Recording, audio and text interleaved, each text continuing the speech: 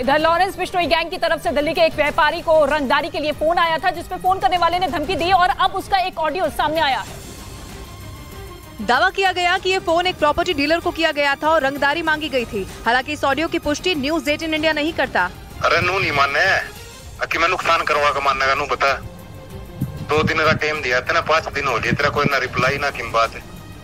सही अपना मेरा शाम तक है ना रिप्लाई आ जाना चाहिए मेरे दोरे यहाँ के फिर अपना बाज लिए जेड़ा बाजना है तने कितना जा लिए तुम। दावा किया गया कि ये फोन कैलिफोर्निया से 17 अप्रैल को आया था, जिसके ठीक 10 दिन बाद यानी कि 27 अप्रैल को दिल्ली में नकाबपोश बदमाशों ने एक व्यापारी पर फायरिंग कर दी, जिसका एक सीसीटीवी वीडियो भी सामने आया था, जिसमें एक मोटरसाइकिल पर 3 बदमाश नजर आए जो आगे जाकर रुके और मोटरसाइकिल मोड़ ली और थोड़ी दूर आगे बढ़ने के बाद मोटरसाइकिल रोककर फायरिंग करने लगे। दावा किया गया कि यह हमला लॉरेंस बिश्नोई गैंग के गैंगस्टर अक्षय के इशारों पर हुआ, जिसने पहले कैलिफोर्निया से फोन पर व्यापारी से रंगदारी मांगी थी और बाद में हमला करवा दिया, जिसमें 2 लोग जख्मी हो गए।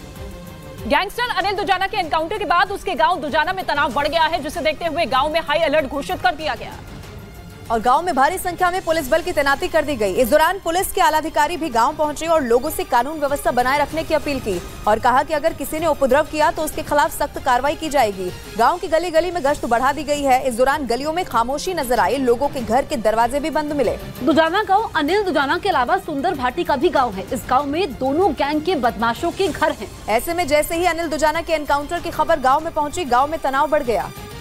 इधर सूत्रों के मुताबिक गैंगस्टर अनिल दुजाना के बारे में बड़ी जानकारी हाथ लगी है। अनिल दुजाना जेल से बाहर आने के बाद अपने गैंग को बढ़ाने में लगा था और इसके लिए वो अपने गैंग में नए लड़कों को शामिल भी कर चुका था। यही नहीं, अनिल ने विदेशों से भी हथियार मंगवाए थे। मेरठ में अपने गैंग का विस्तार करने के लिए आया था, इसके लिए इसने विदेशी हथियार भी खरीदे। यूपी पुलिस के मुताबिक तिहाड़ जेल से बाहर आने के बाद अनिल दुजाना ने अपने खिलाफ गवाही देने वालों के साथ साथ एक कारोबारी को धमकी दी थी, जिसके बाद पुलिस ने उसके खिलाफ 2 मुकदमे दर्ज किए थे। यूपी एसटीएफ की टीम को अनिल दुजाना के मेरठ में होने की जानकारी मिली। इसके बाद पुलिस ने फौरन मेरठ और उसके आसपास के जिलों में नाकेबंदी कर चेकिंग शुरू कर दी। तभी एक सूचना के आधार पर यूपी एसटीएफ की टीम ने उसे मेरठ के एक इलाके में घेर लिया, लेकिन पुलिस की टीम को देखते ही उसने उन पर फायरिंग शुरू कर दी, जिसके बाद यूपी एसटीएफ की टीम ने भी जवाबी कार्रवाई की। उसने तत्काल एसटीएफ पे फायर खोल दिया। लगभग 15 से 20 राउंड फायर बदमाशों की तरफ से हुए। इसके बाद यूपी एसटीएफ की टीम ने भी फायरिंग की और अनिल दुजाना मारा गया। लेकिन अब गैंगस्टर अनिल दुजाना के बारे में जो पता चला है वो हैरान करने वाला है। यूपी एसटीएफ के मुताबिक अनिल दुजाना की लगभग 150 करोड़ की प्रॉपर्टी की जानकारी मिली है और ये प्रॉपर्टी वसूली, जान से मारने की धमकी और जमीन पर कब्जा करके बनाई गई है।